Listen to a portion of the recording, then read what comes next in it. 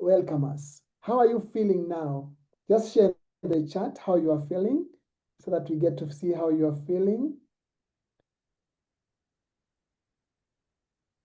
Just share in chat how you are feeling. For me, I'm feeling happy. What about you? Energized, great.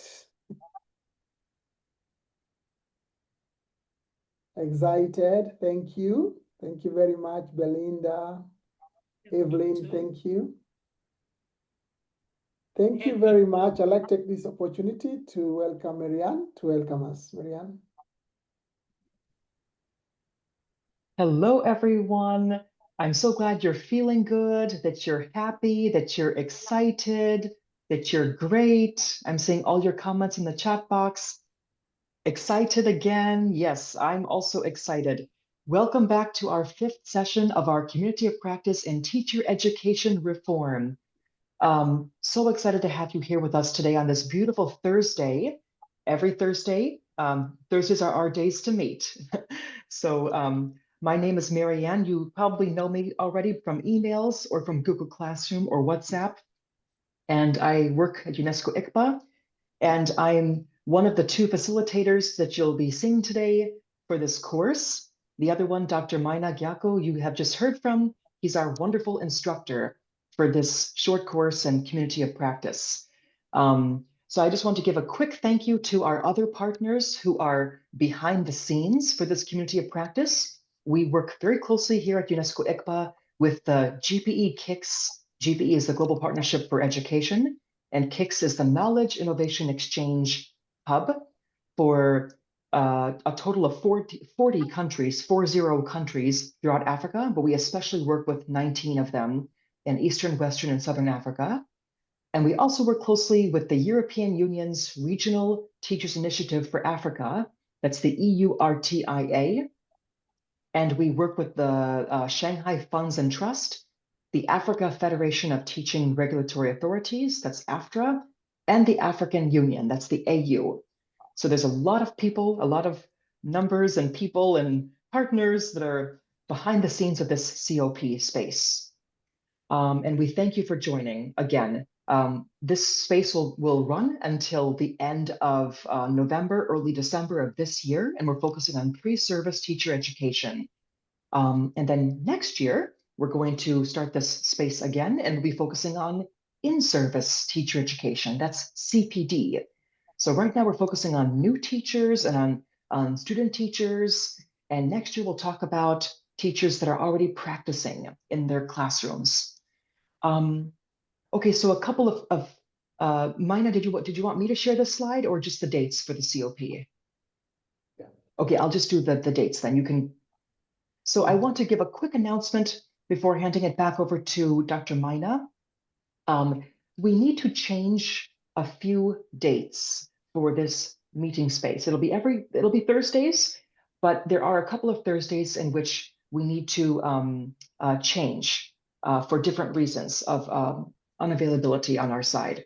So I'm going to share this slide. You can see the new dates. We will also post it in Google Classroom and on WhatsApp for you to see. There aren't a lot of changes, but there are a couple of different dates. So October 9th will be our next session. That's still a Thursday. And then we'll have only 1 week, and then we'll meet again on October 16th. That's the session after the 9th. And then we'll meet again on October 30th. And then on November 13th, that's when you will share a draft of your assignment for peer review. We'll talk about the assignments later today. And November 27th will be another meeting date. And then December 11th will be the last date of our COP for this year. And that's when you're going to present your assignments, what you've learned, what you've done. And then we'll take a break for the winter. And then those of you that are joining us again next year will be able to come back in either February or March for a second phase, focusing on CPD. Okay, so these are the new dates. They're all on Thursdays, and I will post these dates in Google Classroom, on Zoom, and then also send an email to everybody. So that's it from my side. I want to turn it back over to my colleague, Dr. Mina Gyakov, to share the learning for today. And you'll hear from me a little later on. Thank you and happy learning to everyone today. Thank you very much, Marianne. And ladies and gentlemen, today we are going to recap our prior learning, what we did over the last 2 weeks. And then today we are going to shift all the way to the Pearl of Africa, that Uganda, and we hear what is happening there. And after the presentation, we are going to have our discussions and unpack what we have had before we reflect for this session. Just to remind you, our normal practice, this is a shared place where we are free to share, to contribute, to co-create knowledge together. It's a moment for us to reflect, connect, and share. Ensure that we're using the chat box very well, and also mute your microphone when you're not speaking. And when you're given time to speak, just be very brief so that we can have many people sharing. This has been our link of every week. So just to recap, we are very proud of the work you have done. There was a lot of discussions in the stream about what you have shared, and you really shared great stuff in terms of what you have been doing, ranging from the 4-in-1 model, which you had last time, the digital pedagogy, design thinking, and the structure of the mentorship.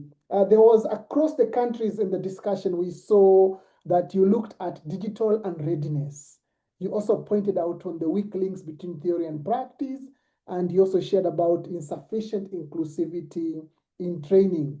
So we also appreciated the contextual adaptation which you raised, which was about low-tech, context-friendly solution, and aligning the competency-based education standard. You also gave a bit of a reflection regarding the ICBA tool, which was shared, and you talked about adding ICT readiness and crisis preparedness as well as CPD. That's something which we look at as we are giving you the final. So looking at your discussion, and I thank everybody for a very steamy discussion in the stream about what they contributed. This reflection, they reveal a shared push towards future-ready, inclusive, and digitally competent teachers. But the how must match the local readiness. Excellent for your presentation. We also did our checking for understanding, and I like the number of people who took part. They have improved. We have more people who took part in that. Thank you for that. That is great. Let's continue engaging, because the Google Classroom is our space to reflect, to co-create, and to come up with new ideas. So I have a question for you. Over the 2 weeks, you've been looking at all these areas which we looked at. So my question for you is just to understand, which one out of all these did you reflect most? You can share in chat. Which one did you reflect most? Just give letter A1, A2, A3, or B1, B2, B3, B4, like that. I'm sure over the last 2 weeks, these are the concepts which were presented last 2 weeks. So over those two, which ones did you reflect most? Let's see in the chat. Thank you very much, Reda. Thank you. Derek, say A what? Did you do the whole A or which part of A, Derek? Please tell us. Great. I have 2 responses out of 42. I'm waiting for the other 40. Thank you very much, Belinda, B1, C1, Tinda, A1, thank you. Peterson Kagema, CDN, all of it or part of it? I want the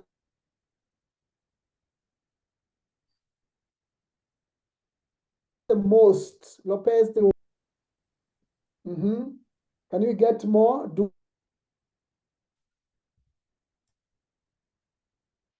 Dukon, thank you. A3, Mongina, thank you very much.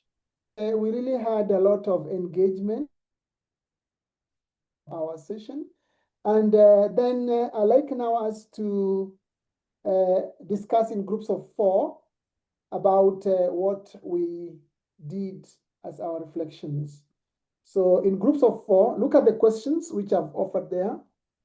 We want you to think about what resonated with you most and how did it relate to the teacher education gaps in your country?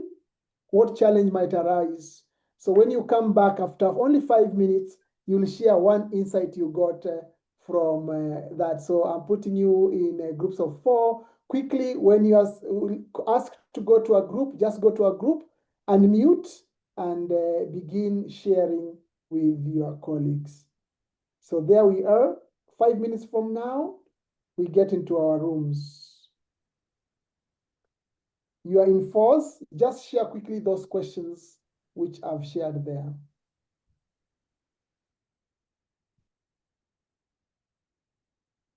Join your room.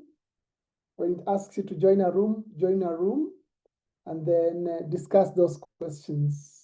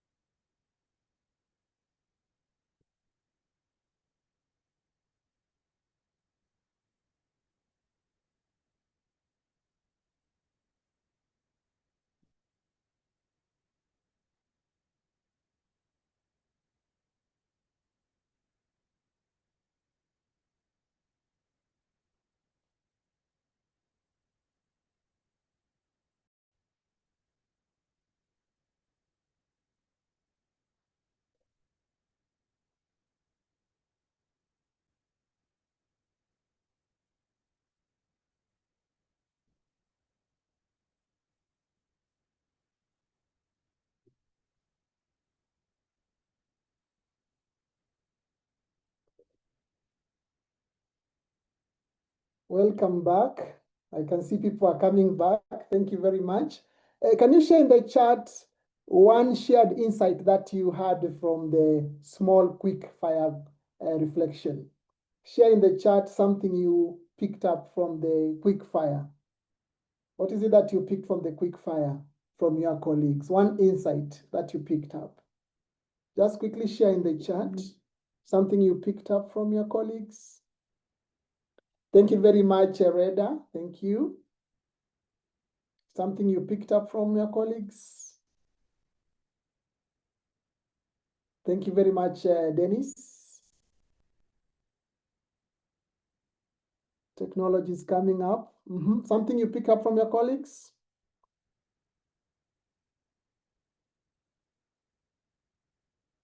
Thank you very much, Peter Kega. Thank you very much for that.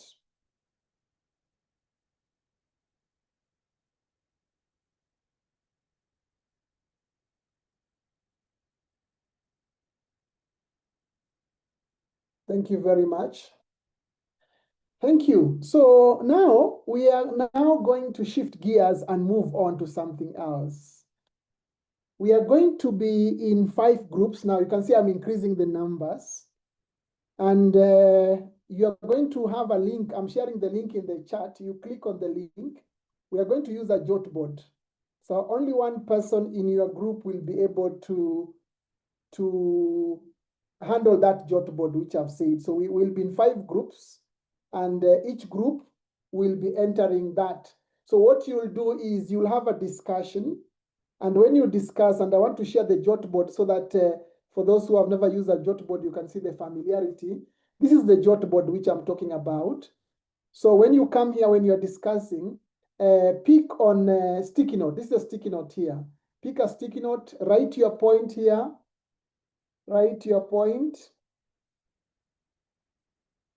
like that, and save. It will appear there like that. So each group will be using their own sticky note, and this is the question which is there. So you'll get a question guidance for you to do that, and I'll give you 10 minutes, and then when we come back, we'll see what sticky notes people are. This is page 1. When you want to go to page 2, click here, you go to page 2, then there's a question there. So you'll answer these questions in your groups, and you're going to have 10 minutes for this last reflection activity. So 2 questions. One is, which aspects of the checklist are most relevant? What improvement can be made? Remember, Dr. Quintin presented the checklist, and then what could be added is in the page 2. So that is what we are going to do next. So I'm putting only 5 groups. We're going to be in 5 groups. So there'll be quite big rooms, but then we have 10 minutes to this. So it's now 21 past. So after 10 minutes, I'll lock the rooms. So let's go to our rooms and use the jot board. I've shared the link in the chat, and then I'll also share it in all rooms so that we are able to work in 10 minutes. So there we Dr. are. Mina, I've also shared in the chat box too. Everyone should check the Good, chat box. I've shared something there for good. this. Thank you. Thank you. Thank you. Thank you very much, Marianne. Thank you very much. So 10 minutes, let's join the rooms and we answer those questions.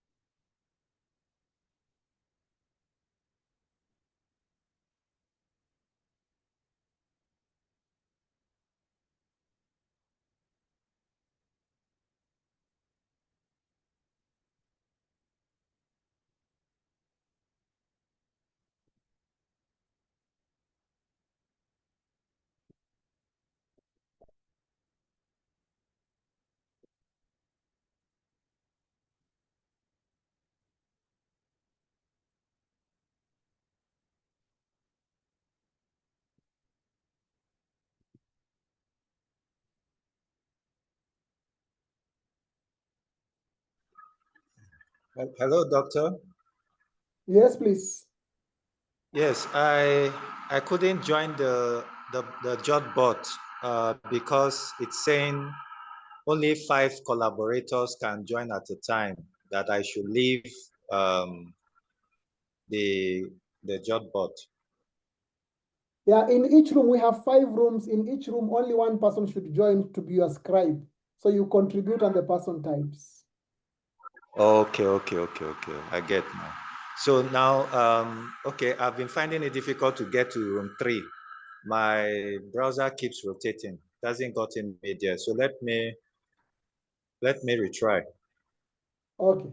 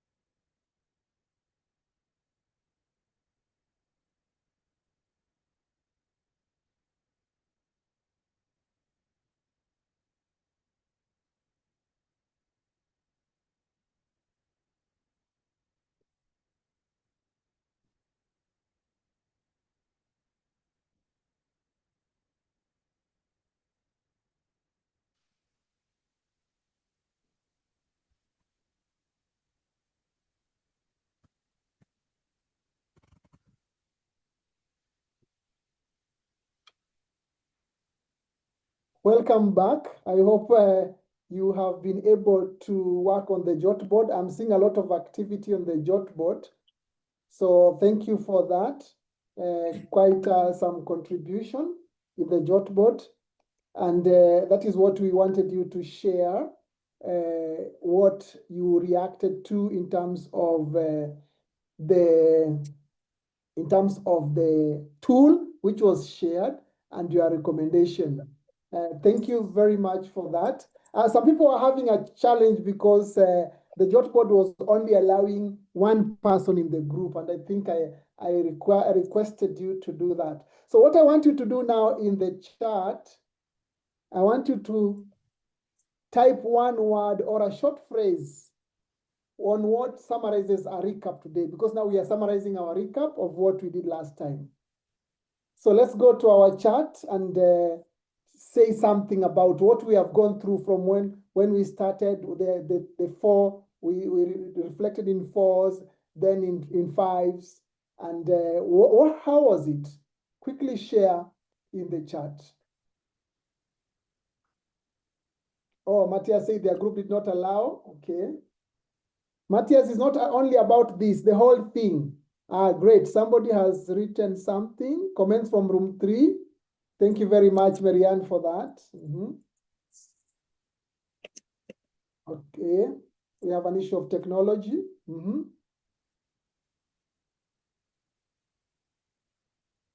We're waiting for more so that we get your feel.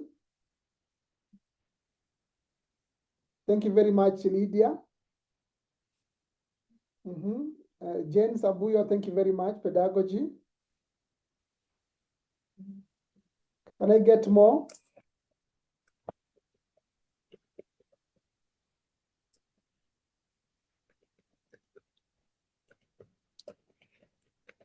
Thank you very much, Joyce. Thank you very much. Room 4, thank you very much. Dutcon, thank you very much. We are going to proceed, and now we are coming to today's session. And in today's session, we want to answer the question. Those are the 4 questions we like to answer. And they range from the lessons, from what the professors will present about Uganda, and then the tools they'll represent. And then we are going to have a reflective dialogues in our groups to see how we can stiffer through what they have said and use that. So to begin with, I want us to share with us, when you hear the word, the statement, quality teacher preparation, which one word comes into your mind when you hear the term quality teacher preparation? What one word come to your mind? So tell us which one words come to your mind when you hear the word, the statement, quality teacher preparation.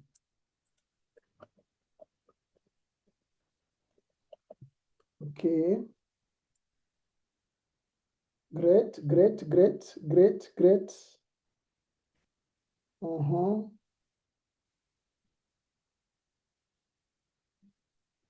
Thank you very much. The words are coming.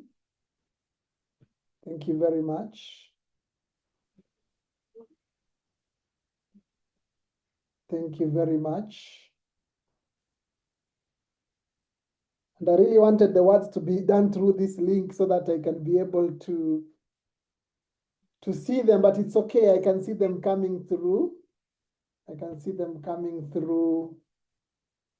Thank you very much. So ladies and gentlemen, as we unpack now, yes? The code for... Okay. Did it ask for a code? It should be showing it on the screen.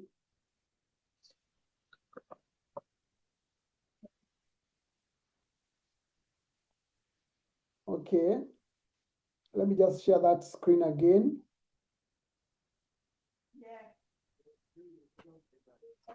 The code is there, 1749193.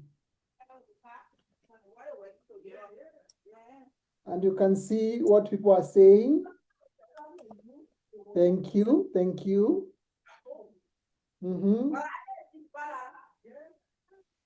Okay.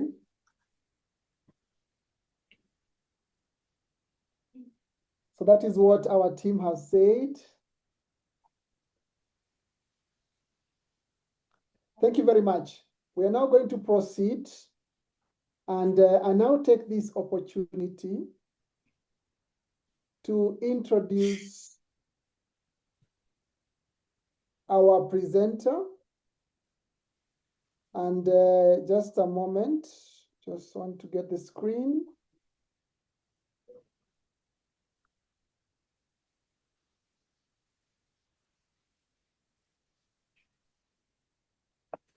I want to introduce our presenter for this session.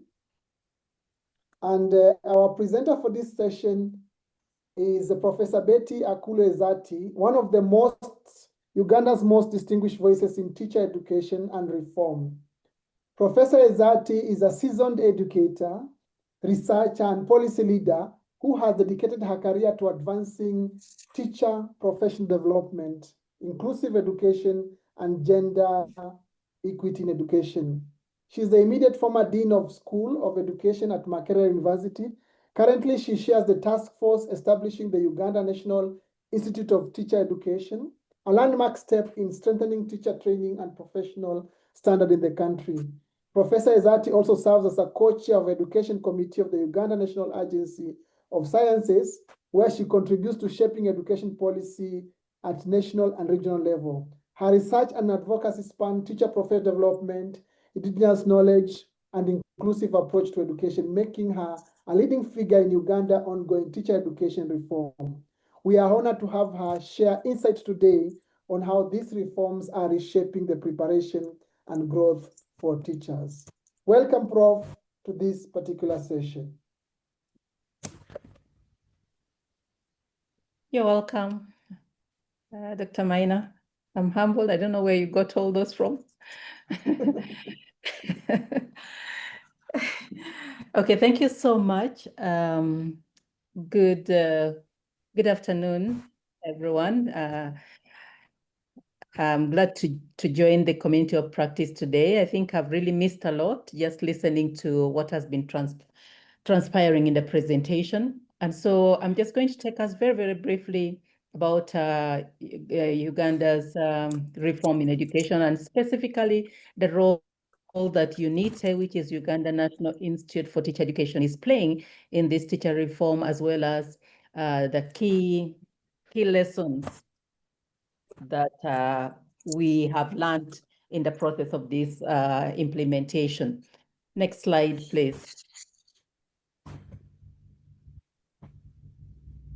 And so just to introduce us all, just really to say that quality teachers produces better learning outcomes, and it's really come out in the presentations that we've been having so far since the session started. And Oped does say that teachers matter more than anything in aspects of schooling.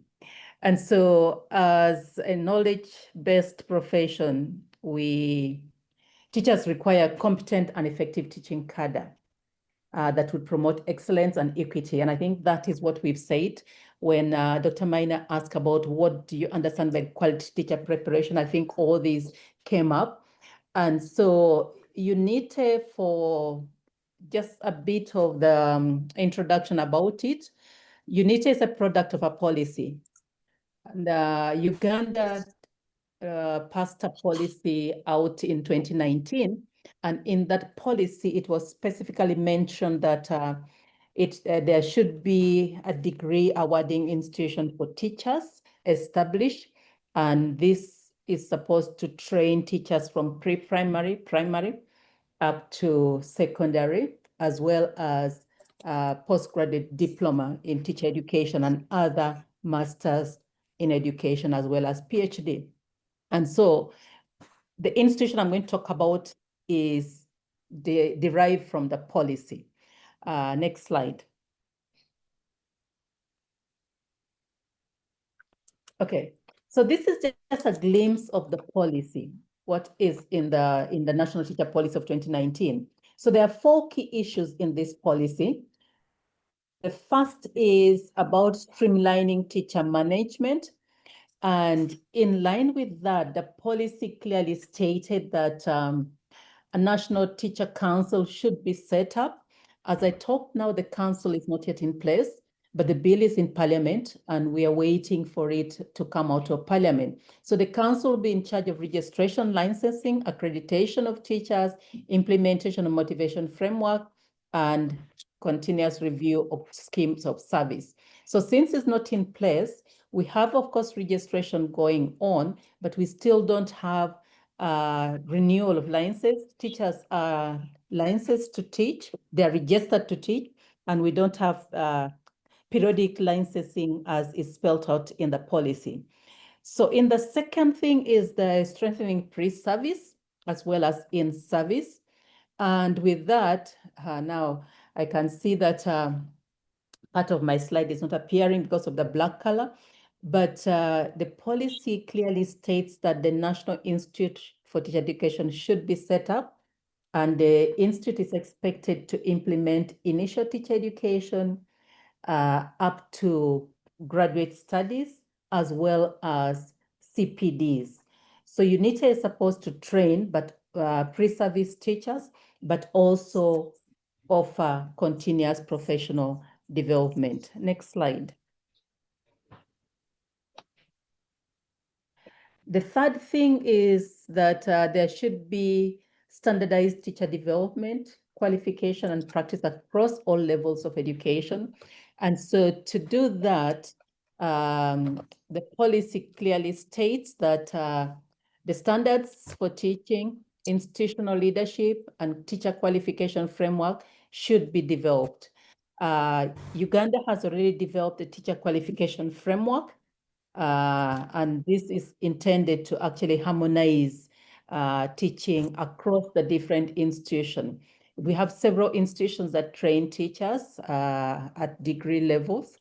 And as you're aware, universities normally write their own curriculum. And so this document is supposed to guide us so that the teachers that go out of the different institutions are more or less of same quality, so to say. And then the final thing in the teacher policy is that there's supposed to be cross-cutting issues integrated into the curriculum.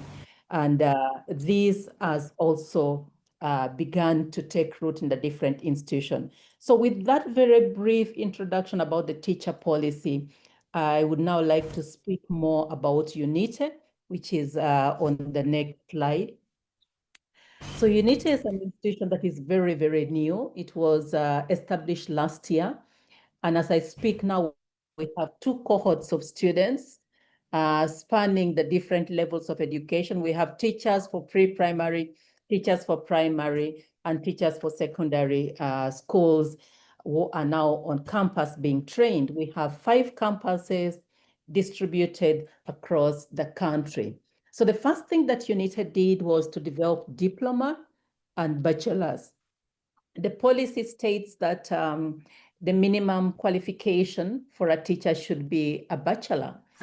And so we had to develop a program because we have quite a big number of teachers at certificate level. And so we needed to have a program that would enable them complete that level of diploma and then transition to a bachelor's program. So that was done, and it was done in line with the national teacher policy. It's a competence-based curriculum. And the philosophy that guided the development of this curriculum was vocationalization, which is basically about hands-on, to enable the teachers practice what they have learned in class. And that is enabling us to link theory and practice very, very closely. You are aware that when a student is admitted into teacher education, they think of themselves as students. They don't think of themselves as teachers. They don't realize that in a few years, they're going to stand in front of learners. And so the aspect of hands-on, of vocationalization of training helps us to enable them keep thinking about their role when they transition from being a student to a teacher. The curriculum is research-based, and we've included research as a standalone, but it's also cutting across all the subject area. And so students then have opportunity to begin reflecting on their practice. And this we think is important because you cannot improve unless you assess your own practice and realize that there are weaknesses or strengths depending really on the issues. And so having research as part of it, part of pre-service training, we think is a good thing in enabling teachers to improve. The other thing that UNITE has done is to have cross-cutting issues. Special needs education is compulsory. We have all the students learning Braille, and we have general special needs education. And this is the first time we are having the institution, or an institution, so to say, keen on having every learner go through Braille. Because in our system of education, we have learners with hearing impairment who are going into our ordinary schools. And so some basic knowledge of Brailing would be important for our teachers as they transition into teaching. And of course, gender-based violence, sexual gender-based violence is also integrated into the curriculum. The other thing is assessment. UNITE's assessment is heavy on continuous assessment. In fact, continuous assessment is 60% of the marks that students get, and examination marks is 40%. The argument is that throughout the 17 weeks of the semester, you are continuously giving these students tasks to undertake, and these tasks are graded, and they do a lot of work compared to 2 hours of 3 hours of examinations that we have been giving more marks to. And in terms of admission, for the 2 cohorts of students we have admitted, we considered their grades, but we also did a pre-entry assessment. We had an online assessment for them. We also had interviews. We interviewed each and every student that we have admitted. Now, the reason for this right now is really for us to gauge the level of our students, the attitude of our students. And this is helping us to repackage our learning quite well. And maybe just to add on that, it will come up in a lesson. After doing the online survey and doing the interview, we sat down and analyzed, and we packaged on a orientation module. So we went through a 1-week intensive training for our learners, including what does it mean to be a teacher? So we have several modules we've written to start us off on a good ground. Next slide. So more still, our school practice is going to be continuous, and it's going to be 8 weeks per year. And we've also developed programs with different pathways. Just to mention that previously our teachers would want to do administration or management for that matter, because it's the only program where they would transition from teaching into administration and then of course get more money. So now we have pathways, very, very clear pathways, which is coming out of the policy. You can do teaching pathway and remain in class. You can do a pathway on curriculum, and then you work with the curriculum development entity. You can do a pathway on assessment, and the expectation is that you can work with assessment body or still remain within the school and guide teachers on issues of assessment. And then we have leadership and so on. We are institutionalizing professional learning communities still within our UNITE setting, so that in each of the campuses, we are encouraging them to always have a day and time which they can use to learn together. As UNITE, we've also drafted CPD programs for our staff for now. Next slide. So now some of the lessons, what have we learned? Effective pre-service teacher education, first of all, must be hinged on a policy. And I want to say that the national teacher policy in Uganda was a blueprint that you need to use. In fact, we would go page by page and look at what the policy is saying and try to do exactly that.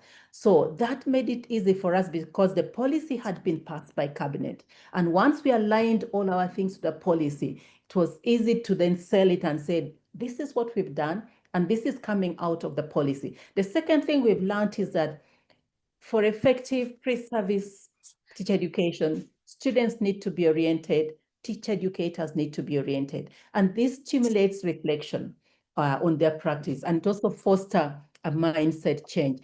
The orientation of students was really a good thing that we did, because the students eventually began to realize that, we are transiting into something else. And there was a lot that was shared during that orientation process. The third thing is that teacher educators should model what teacher trainees should do. We should not just talk, but do what we expect them to do.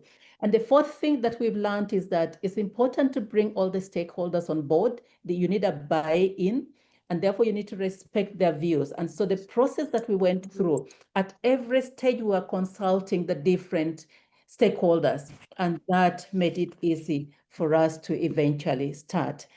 Next slide. As I come to a conclusion. Collaborative program development. UNITE's program was developed collaboratively with existing universities. So we drew on staff from different institutions and we brought them together and we wrote this curriculum. And because we worked together with other institutions also went back and began reforming their education.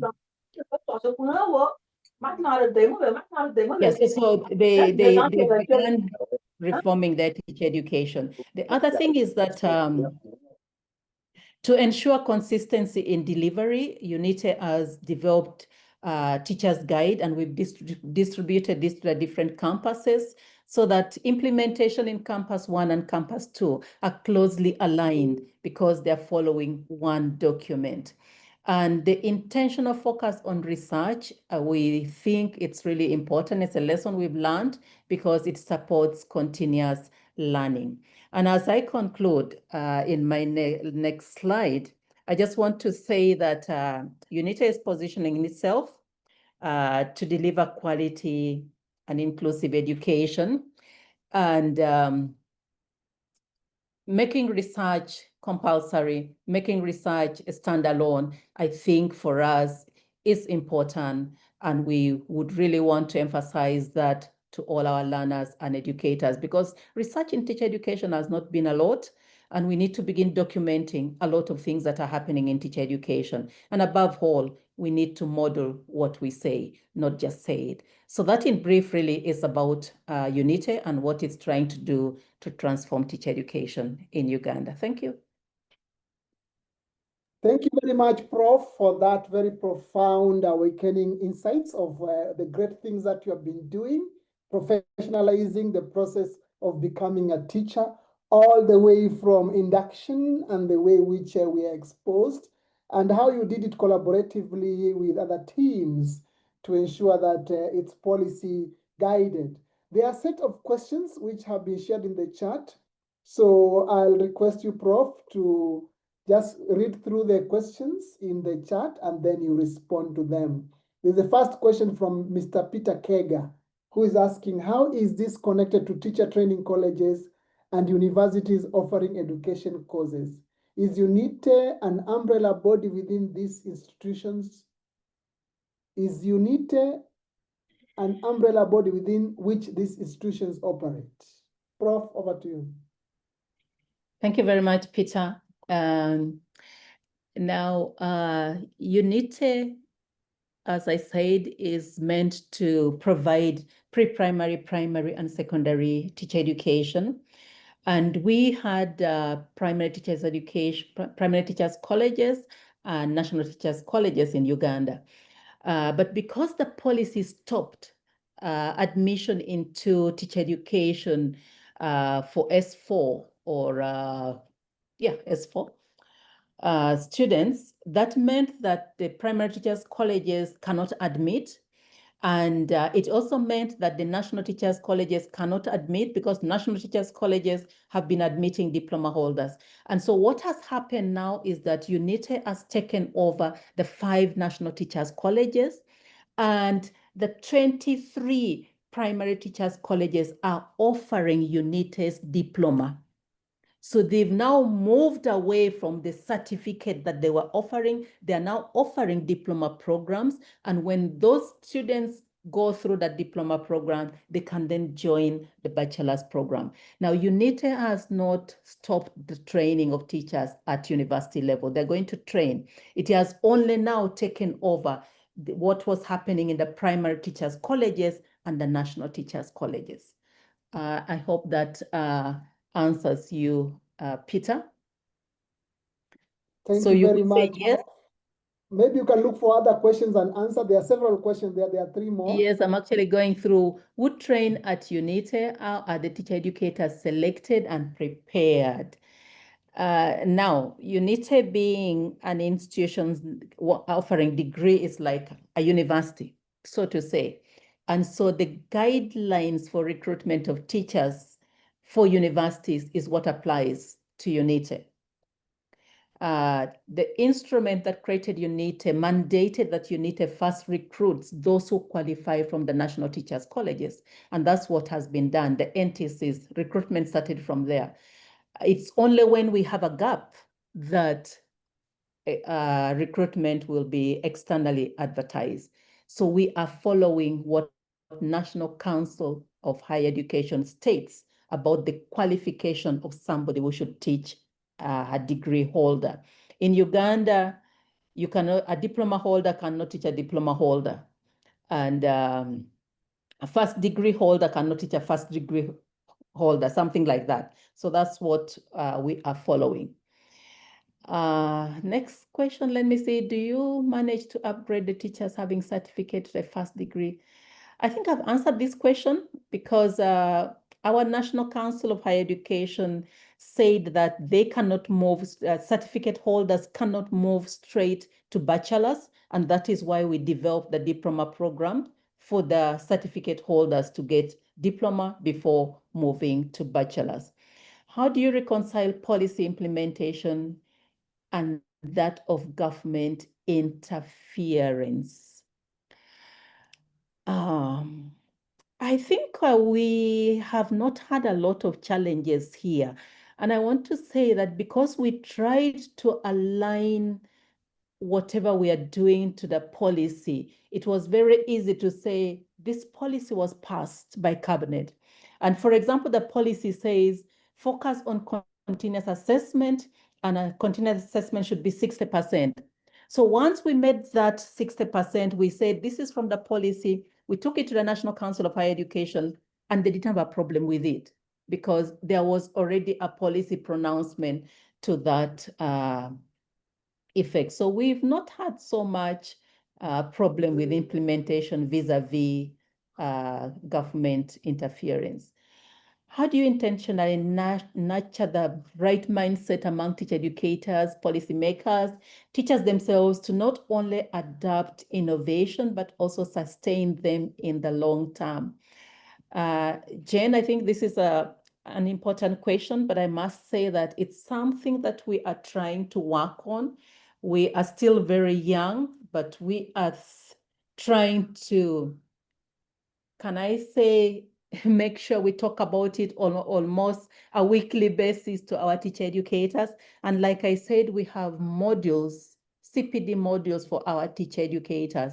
In fact, in next month, October, we have training for all of them on value-based education.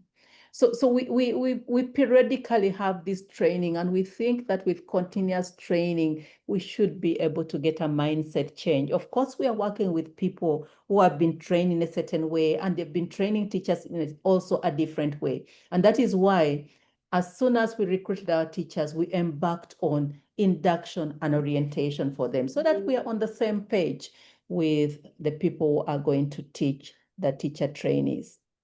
Thank you very much, Prof. You will answer the other ones in the chat because we need to invite the next speaker. We are very, very grateful for your input. A lot of insights. I can see people from Namibia, they're saying they need to learn this. Thank you very much, Prof. Thank you very much. I now want to invite the next speaker, and that is Dr. Josephine Esate from the College of External Education and External Studies, School of Education, Department of Science, Technical and Vocational Education. Dr. Esaite is a teacher educator with over 20 years of experience. She's an associate professor at the Department of Science, Technical and Vocational Education, Makerere University School of Education.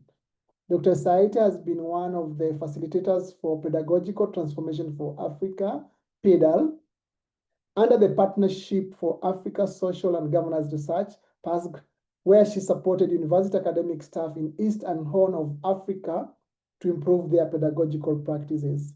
She has carried out consultancy services with the Ministry of Education and Sports, with support from many partners such as UNESCO.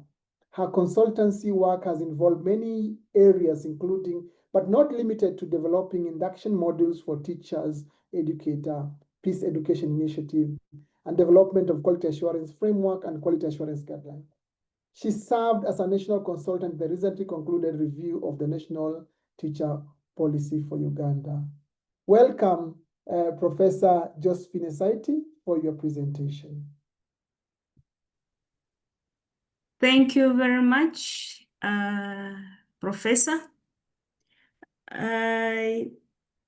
Let me just open my video briefly because my internet connection is a little bit not strong. So I'll beg to put my video off and I talk when you're not seeing me. But thank you very much for that introduction. I am humbled and at the same time excited. I want to take you briefly through this. I'll give you a small introduction on quality assurance, connected to self-diagnostic tools, and then probably today I don't talk about quality assurance standards and indicators. Yes, next slide. There is this saying, no education system can be better than the quality of its teachers, nor can a country be better than the quality of its education. I picked it from the Uganda government white paper on education of 1992. And I believe it still applies even today. Now, from that angle, it means that the quality of the teacher, if we use simple mathematics, is directly proportional to the quality of education, or the quality of the teacher determines the kind of education in a given country. And for our purpose, we want to talk about quality assurance in teacher education. The teacher education is the anchor, which it is the base, it's the foundation from which teachers, if I could use the word, are manufactured. So the quality there of the quality of the training of the teachers directly impacts on the kind of teacher that graduates from a given institution. So if we look at quality assurance as a way that helps teacher educators to actually detect and correct the mistakes so that they don't keep making the same mistakes, then we are more or less saying quality should be inbuilt, because there are two ways to ensure quality. It can be externally, that is when the regulators visit an institution, a teacher training institution, for example, and check what is happening in that institution. Or another way is actually internal quality assurance. But the two work hand in hand. But in terms of knowing that quality cannot be inspected, it means that internal quality assurance mechanisms are more paramount, because if you just inspect it, by the time you check, a mistake has already been made, and sometimes it takes a while to correct it. So it is better to build it into the system, and that's why the quality assurance embracing from the perspective of the teacher educator is very critical. But of course, for quality assurance, it operates under all levels. It starts from the individual teacher educator, then it goes to the department, then it moves to the institution, then the institution connects with the ministry and the quality assurance agencies in a given nation.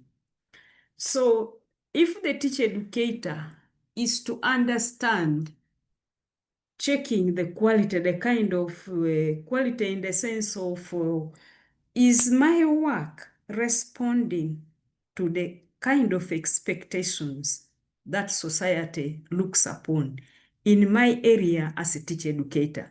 If I do things like this, do I produce a kind of teacher that is expected by society? So the teacher educator must be able to assess themselves. And for them to assess themselves, they will need some tools. That's why we are going to talk about self-diagnostic tools. And hence self-assessment is very pertinent to ensuring quality in teacher education. Next slide. Okay, so just take me to the tools. I hope that you will be able to display it. Thank you very much. So for self-diagnostic tools, we have a number of tools. But last year I talked about this tool, but this year again I'm going to talk about it. Why? Because I know that in ordinary language, we can classify and say the foot soldiers. When we say foot soldiers in Uganda, we mean that people who are actually making things to happen. And in the context of teacher education and training, the individual teacher or the individual teacher trainer is a very critical person in terms of ensuring quality, because they are the ones who are cooking. They are the ones who are inside. If we could say a teacher training institution is a factory producing teachers, that is a literal analogy. But of course, we cannot compare training of teachers to factories. But I just wanted to make my point. So in terms of individual teacher educator, there are areas that are actually critical. Take, for example, teaching and learning. For self-assessment, the individual teacher educator needs to ask, in terms of planning and preparation, do I have the ability to prepare effectively? So how do you assess that?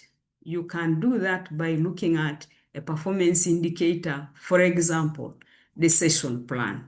You can look at the session plan, and then from the session plan, you are able to tell whether the teacher educator had actually planned and prepared effectively for the kind of class. And we can rate the levels of preparation. The best would be 4. Those are the scoring rubric. So at the level of 4, then that is good or ideal. At the level of 3, it is acceptable. 2 can be improved, and then 1 is unacceptable. Then in terms of the pedagogy and subject content, do I have a mastery of both pedagogy and subject content? I can actually give an example here. Now in Uganda, we are driven to think critically about competence-based curriculum, because the country rolled it in 2020. And even teacher education institutions needed to embrace, because the teachers who are going to go to teach are going to meet this curriculum. So the teaching should be in such a manner that they are able to model, like Professor told us. So you need to show by example. In this curriculum, for example, there are 5 things that are emphasized: knowledge, understanding, skills, values, and attitudes. So you appreciate why Professor is organizing for value pedagogy next week or next month. So in terms of knowledge, we are of course, we have been teaching knowledge, perfect. But knowledge, it is facts. In the competence-based, give those facts. Let the learners get the facts. But then they should also have the time to interpret the facts so that they get an understanding. What is this referring to? Now that you have an understanding of the fact, can you use it? Can you apply it? And hence, you are looking at now the skills. And once you apply something, once you use that knowledge, and you are transforming it into doing something with it, how is it impacting your values, your behavior, and then your attitude? That is why there is a kind of slight, instead of teaching things fragmented manner, we are now thinking of having a holistic approach to the class. So that is why this pedagogy and subject content has to be reflected. And now in the current situation, you are reflecting it in the context of the 5 angles as emphasized by the competence-based curriculum. So the teacher educator will be looking at things like, I have qualifications matching the level at which I teach, meaning that the teacher educator is having a training which is matching. Remember, professor said, if you have a diploma, you cannot teach a diploma. So do you have the qualifications that match that level at which you are teaching? And then are you using learner-centered pedagogies, integrating also ICT skills? Then the practical teaching. Teacher trainees having hands-on, and even that Unity is modeling it. Their programs have a lot of hands-on. And then for assessment, am I using different methods of assessment? In the new curriculum, formative assessment takes a big portion, like Professor has told us, 60%. So are these activities aligned to the learning outcomes? And in this formative assessment, are you also looking at observation, conversation, and product together so that you're able to come up with the learners or teacher trainees who will be able to mimic those things, because now that is what is happening at the secondary schools. Next. Okay. For the college practice, or we call it internship, anyway, that would be another word. This is when the teacher trainees are in schools and they have a breast understanding of the kind of work environment. You know, when you are at college training to become a teacher, you only understand a school in the context of being a learner. But when you get to the school and you are now the teacher, the context there is a bit different. You have responsibilities that you never used to have when you were a student. So taking them out for that for 8 weeks, for example, which Unity now is introducing, is something very important in training, because that's what shapes. They get to practice their theory in class. Now they take it too. So the teacher educator needs to understand this so that you don't take teaching or the practice, the internship aspect lightly. What exactly are the learners going to do when you take them for 8 weeks? And you as the teacher educator, what is your role? And research and outreach activities is also an important activity that the teacher educators need to be self-assessing themselves. How much research have I done? And next is the professionalism and ethical conduct, which is also in terms of the profession. Professionalism looks into setting standards and behaviors and qualities of what is expected of you as a teacher, and in different aspects. In that way, you are able to attract respect if you behave in a certain way in society. And in terms of professionalism, you also look at what competences do you have in your subject matter, for example. Are you up to date? Are you teaching knowledge which is resonating with the kind of knowledge required in the 21st century? Or you are teaching in the 21st century, but you are actually teaching knowledge that was required in 1900. So if you do that, then you are not practicing professionalism as a teacher. Thank you. Next, down. Scroll down a bit. Yes. Now, once the teacher educator has self-assessed, this aspect here is also very important. We need to understand what were the observations that you made about your teaching and learning, your research and outreach activities, your professionalism and ethics, and what areas need to be improved.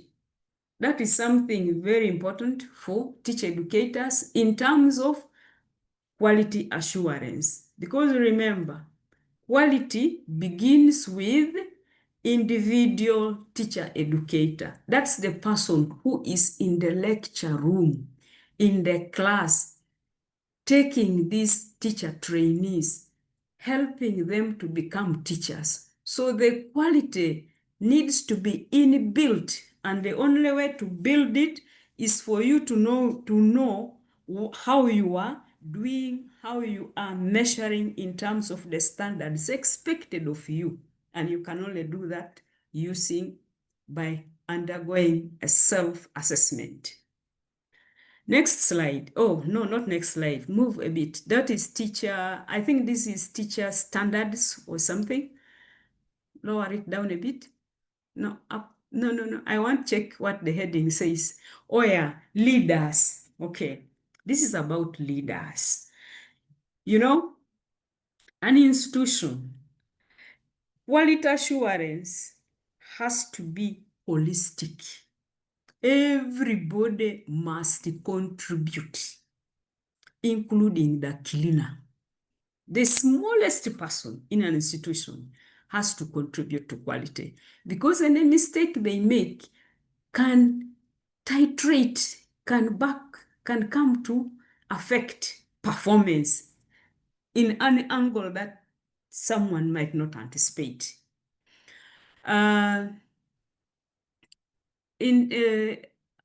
For teacher training institutions, the leaders need to reflect what kinds of mission, vision does the institution have. Because in every nation, the wishes, the aspirations are operationalized through the education system. And teacher education is a very critical component of the education system, because those are the people who actually nurture the future leaders of a given nation. You train teachers, these teachers go out and they are teaching children who are the future of a given nation. So the vision and the mission of a given nation is operationalized in the education system. So the teacher education institutions need to have the mission and a vision which speaks to what the country aspires to be like. These missions and visions are actually again operationalized by the individual teacher, because a mission, vision, core values, you cannot develop a curriculum and say this curriculum now is on core values. These are operationalized in the way business is handled in a given institution. Can you scroll? Okay. So if we look at a teacher training institution, this is a leader, has to reflect on the kind of expectations of the staff and the students, and has to work closely with the stakeholders to achieve that. And hence they need to have the necessary qualifications and experience, and has to be able to understand how committed are my staff to actually meet the standards expected of them in terms of education in this country. So they have to promote open communication. They have to have interpersonal relationships, because it is beyond just being a leader. You need to relate with people. So it depends on the approach that some a leader takes. But these self-diagnostic tools are also very important for teacher, educator, leaders, okay? The leadership in a teacher education institution needs to undergo self-diagnosis in order to understand whether what they do is going to produce the kind of teacher which a given nation is dreaming about. Okay? Can I continue? I'm skipping some because I think in the interest of time, maybe people can yes, react to what you have presented so that yes. because of time, just scroll in the chat to see the questions people have asked so that if you have any question, please raise up your hand because of time. We need to engage with this presentation. Anybody with a question? Thank you very much for your presentation. Thank you very much. Okay. Any question from the team? I'm just looking. Oyugoga, please. Unmute and share your question. Thank you very much, sir. Thank you, madam, for such a eye-opening presentation. My question is, how can the individual teacher trainee now be made accountable for this self-assessment process? Because it requires intentionality, because this time it is within the discretion of the teacher trainee to do this self-assessment. So is there any accountability measure to ensure that these teacher trainees actually take on this self-assessment, and how can this be verified? Thank you very much. Thank you very much for that. Thank you very much for that great question. Yes, it is a holistic approach. In quality assurance, everybody has to be involved. For the teacher trainee, we actually have a diagnostic tool for teacher trainees. They are also there. Now, what would be the interest of the teacher trainee? The teacher trainee, for example, can assess a course unit. Did this course unit meet my expectations? So we have a diagnostic tool that can be deployed to the teacher trainee so that they are able to assess a given course unit in terms of the expectations in areas of knowledge, in areas of hands-on, in areas of presentation of the individual teacher educator or teacher educators. These days, most of the course units, at least in my department, are co-taught.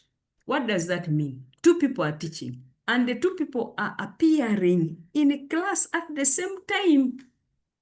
So the teacher trainee has to assess what was, and we share course outlines. So the teacher trainee's responsibility is to assess, was this fulfilled as it is in the course outline? But also it is the individual responsibility of the teacher educator to ensure that this teacher trainee takes responsibility for learning. And that can be done in terms of the kind of activities and tasks which the teacher trainees take. And there are many ways to do that. I don't know if I've answered that question. Yes, Doc, Prof, thank you very much for your presentation and for your answering. There are several questions in the chat, which I'll request, if possible, you answer them in the chat so that we can continue with the next activity of unpacking. This is very useful. This is very useful, Prof. And thank you very much. If teachers begin doing a self-reflection, I'm sure they'll now understand the importance of these indicators. And somebody had asked if you have detailed indicators in each of the levels so that the teachers, when they are scoring themselves, they can be able to know the criterion which they are looking for. So please, Prof, answer in the chat.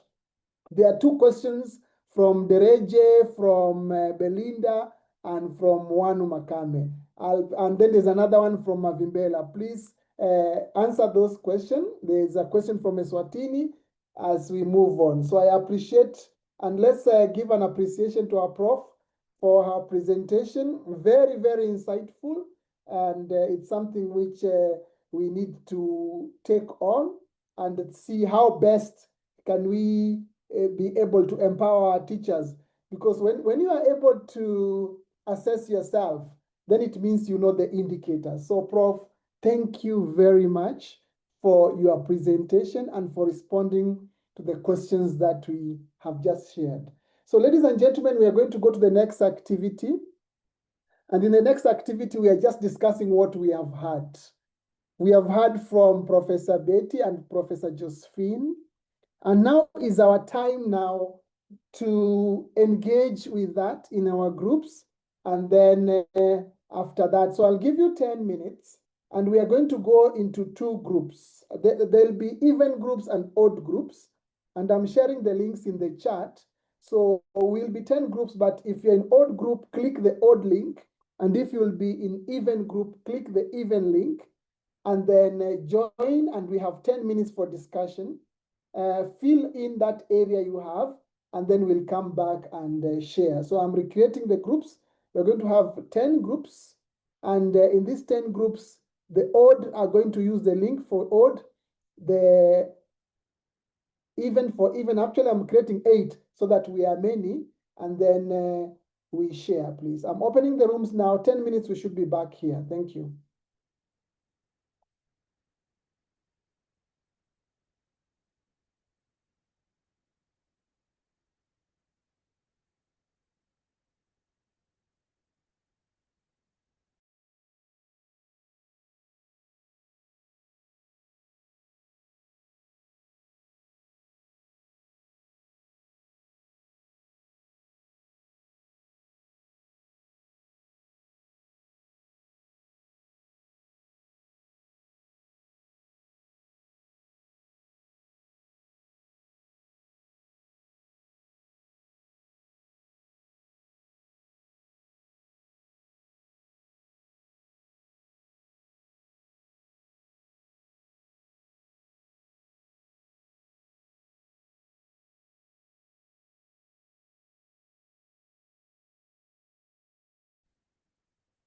I see people are coming back. We'll give them some 50 seconds so that everybody comes back. We are going to give this opportunity, people to share what they discussed. And you'll raise up your hand if you're coming from even. While your colleague is presenting, you can type in the chat the responses. So this is what we have from the group.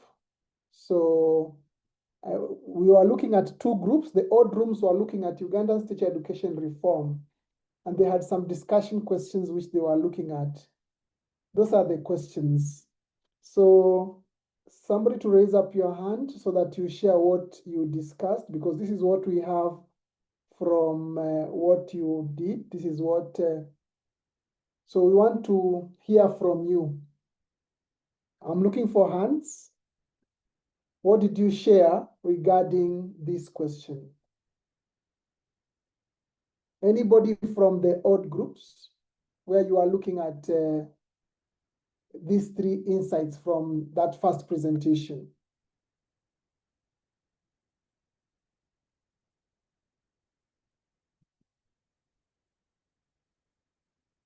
So we are looking at this. Can I have hands up so that we hear from the team which was in the odd room? And while your colleague is presenting, you can add in the chat. So we want the first group to reflect on these questions. Any hands up?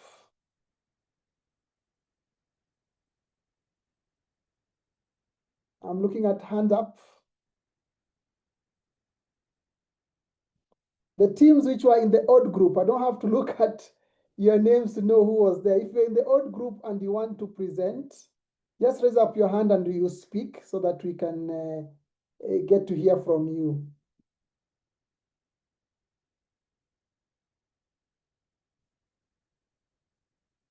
Anybody who was in the odd group? I can't see a hand. I'm looking for a hand.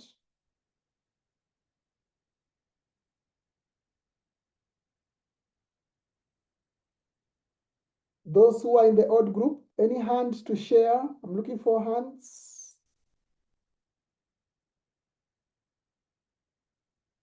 This is what we are discussing.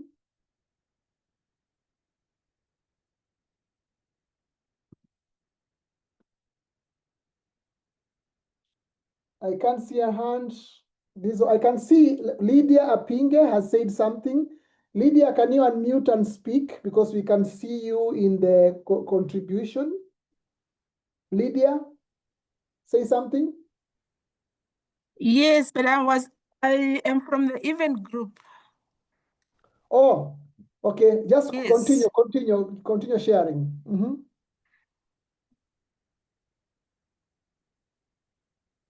I just lost my. How do I go there? Lydia? Yes, our group were in room 6, if I'm not mistaken. We said teaching is a knowledge-based profession. Therefore, it calls for all stakeholders that are teachers, schools, and others, and it requires effective coordination. And what stood out actually is the adaptation of quality tools. And we said in adopting approaches, I can't think of what we said in terms of implications. We have a colleague from Eswatini who said that development of diagnostic tools is quite relevantly new to come up with a framework for teacher development diagnostic tool in their country, because they had been doing things willy-willy, but there is an implication for change. Okay. Yes. Thank you very much. I think other groups can do some. Yeah, good. Yes, we have Oyu Yoga, please. Your hand is up. Proceed. Okay, yes. Though we just had like less than 3 minutes to respond due to some network challenge, but what actually stood out for us was the aspect of the unique approach that was discussed for the Uganda system. This special needs education, where it was used to train the trainees to be ready to help learners with such challenges. I think in our Nigerian context, we need to include this in addition to the gender responsive approach that was discussed last 2 weeks. So this was the area that I think we could strategize in our own context. And then the other participant talked about appreciating the need for teacher trainees to learn Braille as part of their learning experience, so that when they unexpectedly encounter learners in the field who have hearing problems, they will be ready to offer their help without looking for help elsewhere. So these are the 2 things that I can share for now. Thank you. Thank you very much. We had Green Ecotech International from Namibia. Can you please unmute and share? And we can still scroll and see what they said. They are just giving us a highlight of what they are saying, but you can access that and see what they said. Green Ecotech, please. Green Ecotech, are you there? Seems like Green Ecotech is not there. We have Benevolent Piranha. Benevolent Piranha, who is that? I'm looking for another hand. Just raise up your hand if you want to share. Remember, we are reacting to what the 2 professors shared with us. Yes, Jane Sebuyungo Natai. Unmute and speak. Thank you very much. And I think in our breakout room, the team was able to share that what stood out is that the way the teacher policy guides the decision of UNITE or the decisions made in terms of streamlining education quality and improvement. For example, they were able to say that there is no political interference. Then the second item is in regard to ensuring that a quality, competent teacher is one with a minimum bachelor's degree, irrespective of the level they teach, whether primary or secondary or even early childhood education. Then what strategies could be adopted that could be enabled is around implementation of the policy without political interference. And then standardization across all TTIs in creating a competent teacher, but also running the modules in terms of pedagogy, inclusive education, vocalization. And then lastly, I think it was in regards holistic development of the teacher. A teacher should have pedagogy, vocalization, but the teacher also should be able to conduct research. Thank you. Thank you very much for your presentation. Ladies and gentlemen, this Padlet will still be live. You can have time and continue answering those questions. I now want to invite Marianne to give us an insight on the assessment template, because we don't want people to start doing the task at the end, but to start beginning to do today. So Marianne, over to you. Thank you very much, Dr. Mina, and thank you for all the great discussions right now for all the participants. I'm learning so much from listening to all of you. I just want to spend a few minutes talking a little bit about the assignment, which you will be doing in this course if you'd like to get course credit, and that's a certificate from UNESCO ICPA, as well as the chance to be featured on our website as one of our learners who have learned a lot. So I'm going to take you through my screen. Can I share my screen, Dr. Mina? Okay, thank you. Yes, please, you can share. Okay, I hope you can see my screen, everyone. Can you give me a thumbs up? Yes, it's coming. Or, it's coming. Okay, great. So everyone, and again, this is if you would like to get course credit. It's certainly not required that you do this, but we would encourage you to, because it would be a great way for you to apply your learning. And it's not too difficult. You can have a choice here of which assignment to do. It's really up to you how you want to do this. So I'm going to share with you in this folder, you can see there's a folder here called assignment templates. So again, we are in the participants resource folder, and this has been shared with you. I'll share again.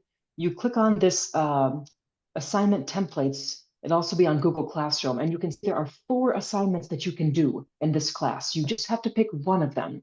Don't try to pick 2, it'll be too much for you. Better to do just one. Now, in each of these 4 assignments, there are very clear instructions and due dates to help you to complete your assignment by the end of November. So I'll very briefly show you what each of them look like. So let's click on assignment number 1. Assignment number 1, this is a chance, sorry, one second. I got the wrong one. Okay. Okay, so let's click on assignment number 1. This is it. Now, this is a chance for you to be included in an online book that UNESCO ICPA is working on. This is a chance to write. So if you like to write, if you're good at writing papers, and especially if you're interested in being authored, have an authorship opportunity, you should do this one. This is a case study that you're going to write about. You're going to answer these questions here. It's not very long. It's about 3,000 words at the minimum, but you can go up to 6,000 words. That's about 6 to 10 pages. It's not all that long. What's most important is not the exact number of words, but that you answer these questions in all the sections. So, and you can do this with a partner, by the way. So you can do this with a partner, and we'll give you time to find one.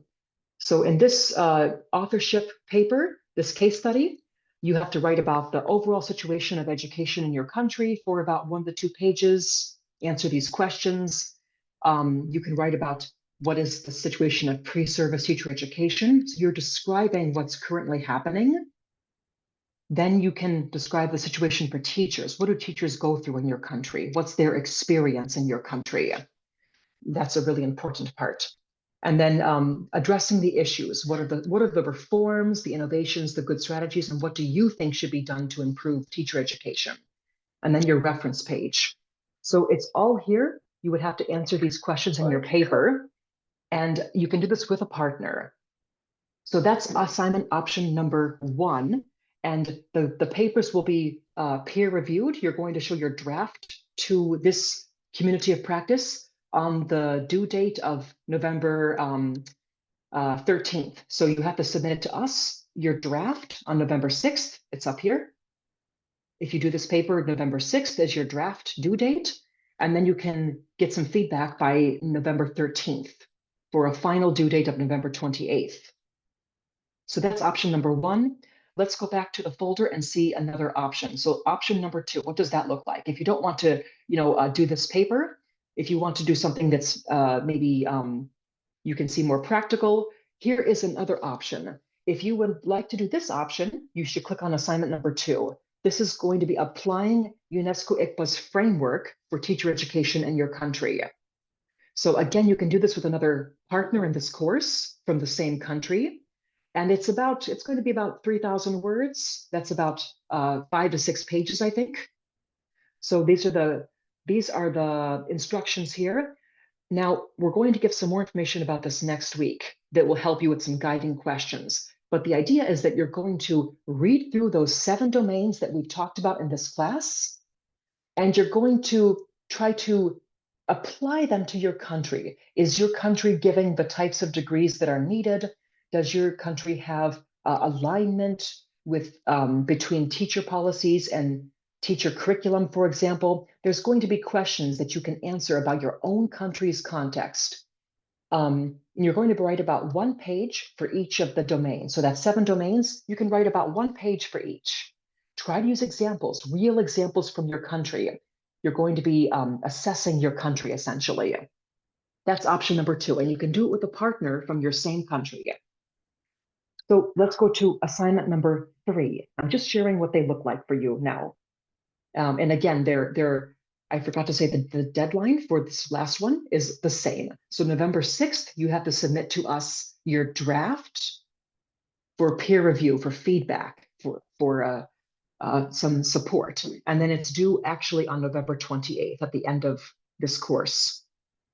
So if that doesn't quite sound like your cup of tea, you could do assignment number 3. This is research. If you like research, if you like talking to people, you should do this one. This is going to be a 2-part research assignment. So part A is going to be collaborating with UNESCO ICPA to share a survey that UNESCO ICPA will provide. And it's your responsibility to try to disseminate this survey to existing contacts in your country, working in teacher colleges, working in TTIs. So you're going to be helping to give this survey. And then the second part is going to be doing your own research. And this is going to be, you have to come up with interview questions that you think would be interesting for teacher educators or recent teacher graduates in your country to engage with. So think about what are some of the issues that they face in your country, and what can you learn from talking with them? So this is a really interesting assignment, and I think if I was in your shoes, I might consider doing this one. You can get a partner if you want in this course. You can partner with somebody else from your same country. So maybe 2 people from Namibia, maybe 2 people from Uganda. If you want to find a partner, you can do that. You're going to do interviews, either in person or virtually with, you can choose either teacher educators, mentors for new teachers, pre-service teachers, so those that are learning how to become teachers, or you can interview new teachers who are in their first year of teaching. You can even interview school leaders. So it's really your choice. You can do a mix of these people, or you can stick with one population. But we encourage you to do about 4 or 5 people. And again, you can do these in person or you can do these virtually. Okay, now very quickly, the last assignment option is option number 4. This is going to be a personal assignment, so no partner. You will do this on your own, and it's going to be a personal reflection and application of your learning. And this one's going to be due a little bit sooner. There are 2 parts. You need to submit by October 8th. That's in just two weeks from now, your action plan, what you're going to do. And then November 6th, the later due date for everybody, you'll submit your draft assignment. So with this one, please take a look. It's all right here. It's like a worksheet that you have to write about. You're going to pick an action that you're going to do that will show how you're applying your learning. For example, you just heard about Dr. Josephine's tools on how teachers, educators can assess themselves in colleges. Maybe you're inspired by that. Maybe your action will be to give a presentation on her tool to your supervisor or to a teacher college in your country that you're affiliated with. That could be your action, is to share that tool and to advocate for the use of that tool in your college. That could be your action that you do. You need to document exactly what you're going to do here and submit this to us by October 8th. And then on the next page here, you're going to monitor your progress on doing that action. And then later on in November, you'll reflect. Did you do it? How did it go for you? Were you able to share the tool? Did you get a good response? So it's all here. This is probably the most straightforward of all of the 4 options. So if you're really not sure which option to pick, if you're confused which assignment is best for you, then do number 4. Number 4 is the one that gives the most structure, and it's maybe the most the easiest to undertake, although it's still going to be intensive because you want to show your learning. So those are the 4 assignment options, and you are going to be given 30 minutes now at the end. So we're reaching the end of our session now. We are going to leave this Zoom link open for 30 minutes now for you to stay, if you would like to find a partner to partner with for assignments 1, 2, and 3, not for 4. 4 is an individual reflection. So 1, 2, and 3, you can find a partner, or you can talk to each other about which assignment that you're thinking about doing and read through together the instructions. So Dr. Mina, that's what I wanted to share. Over to you, please. Thank you very much, Marianne. And right on top of the hour, we are coming to the end of this session. We are going to share the link for reflection. Please don't forget the link for reflection. But we are also cognizant that you need time to engage with each other. So we'll give you time, 30 minutes. You'll continue. The tasks for this session are already live in Google Classrooms. We have the individual reflective essay. We have the peer reflection discussion. Once you finish your essay, you'll come to the stream and then share. There is also a test for checking for understanding. Otherwise, thank you very much. We want to allow you to have your 30 minutes as you are sharing with your colleagues. The room is still open, and engage. You can unmute and start discussing, and then think of how you are going to prepare for the session. Thank you very much, and goodbye. Until next time, we appreciate your contribution, and it was a great discussion. Remember, the Padlet is still live.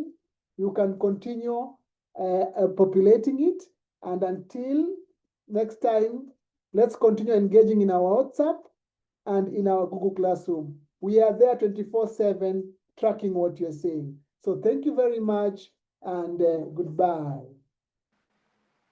Thank you. Goodbye. Please remember the room is open for the next 30 minutes. Thank you. For you to Goodbye. So continue sharing and preparing for the assignment. As the facilitators, we are going to leave, but you want to leave your room, you unmute, you put your videos, and you share with your colleagues. Bye-bye. Marianne, you want to say something? Again, we got to go beyond that. So those are... We're leaving the Zoom room open, and I will be here too. If you have any Derek, I questions see about you. your Can we assignment. collaborate on this?